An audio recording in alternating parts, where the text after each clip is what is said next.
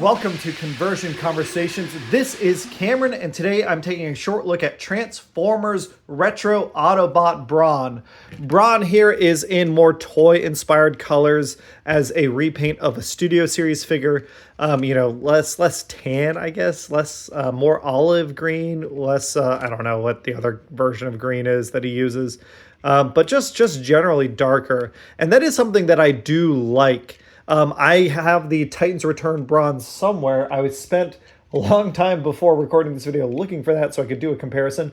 But if you want to see that version, just go check out my previous review of Studio Series Brawn, because I have looked at this figure before.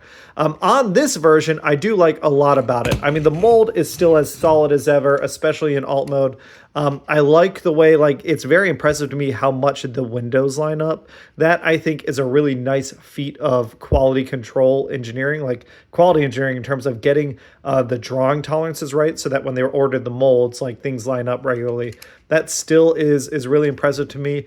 I like the apps, the masking they use. This glossy black paint looks really nice, and it still leaves the rear windshield wiper unpainted. We've got a little fuel can on the back. We've got some silver painted rims, and we've got a nice big silver grille. I think a minor thing on my part would be if these headlights were also painted. And of course we can see Brawn hiding out, but he's a mini bot. I think that's okay for him.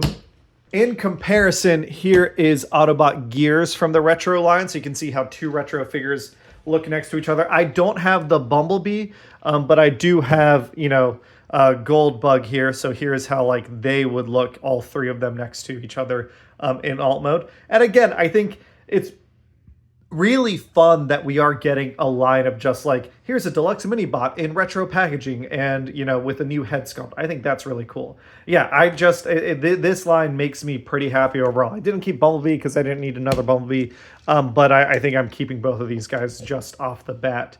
In terms of transformation, it's a pretty basic transformation, and I have shown it before, so we are going to fast forward through it.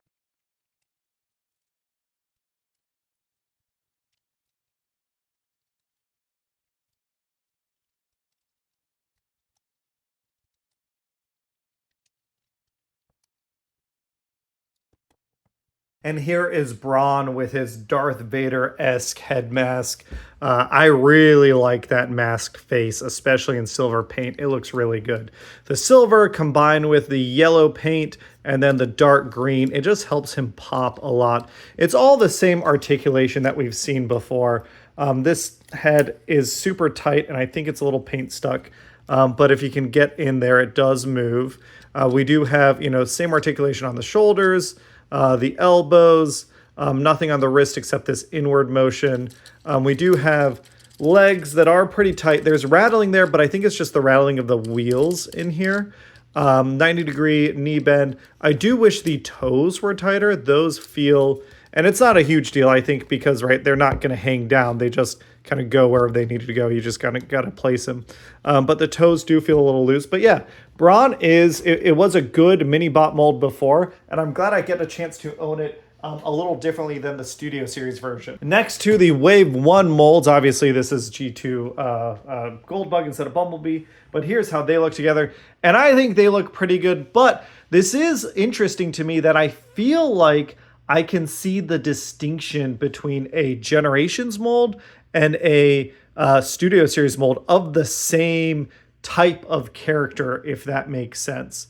The Generations, even though they're both retro, so they've gotten similar paint applications and they both have different heads.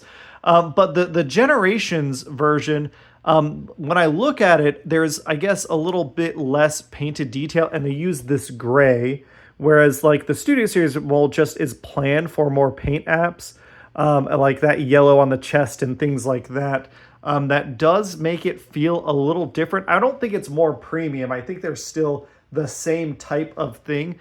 But before, I guess this makes me reflect on previous reviews where I've been it's essentially the same thing. There is something here that I cannot communicate quantifiably, or I'm struggling even to communicate qualitatively, but I kind of see oh yeah, they're not exactly the same. But I think they're close enough that they look really good next to each other when in the retro line together. Well, that is a look at Transformers Retro Autobot Brawn. I'm keeping this guy. I'm liking these mini bots so far. And I'll catch you all on the next one. Bye!